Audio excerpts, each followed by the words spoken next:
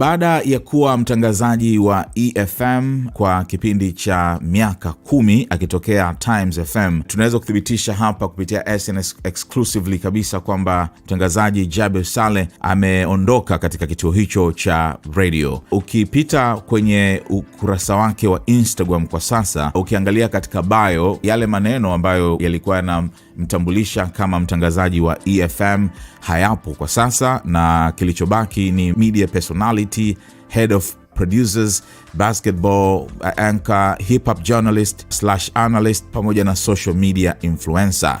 Hakuna sehemu yoyote ambayo imeandikwa ni mtangazaji wa EFM. Na hata kwenye akaunti yake ya X ama Twitter zamani, ambayo yuko active sana pia, kwenye bio ameondoa pia kwamba ni mtangazaji wa EFM. Kwa hiyo hilo linathibitisha, lakini pia kwa taarifa za ndani kabisa ambazo SNS imezipata, ni hivyo kwamba Jabir Saleh aka Kuvichaka hatakuwa tena EFM. Na amekuwa ni mmoja kati ya watangazaji muhimu kabisa wa EFM kutokana na mchango wake mkubwa mno katika vipindi vya burudani, hasa ambavyo viko deep.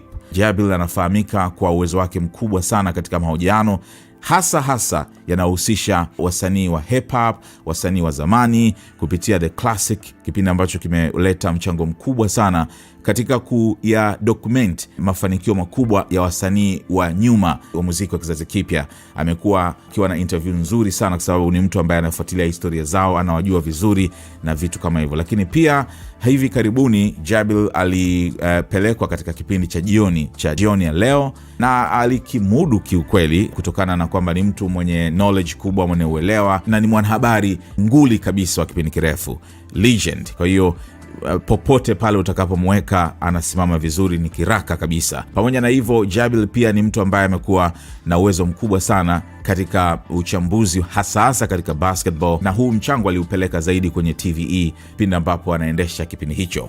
Kwa hiyo kumkosa mtu kama Jabir kwa EFM ni pigo kubwa sana. Amekuwa kwenye vipindi mbalimbali vikiwemo vile vya mchana kwa kipindi chote hiki ambapo amekuwa hapo. Kwa hiyo mashabiki zake bila shaka watakuwa wameipokea hii habari kwa mitazamo tofauti, lakini watamisi zaidi kwa sababu ulichokuwa nakipata kwa Jabir ilikuwa ni ngumu sana kukipata kwa mtangazaji mwingine, kwa sababu ana uwezo wake, yupo kwenye lane yake mwenyewe.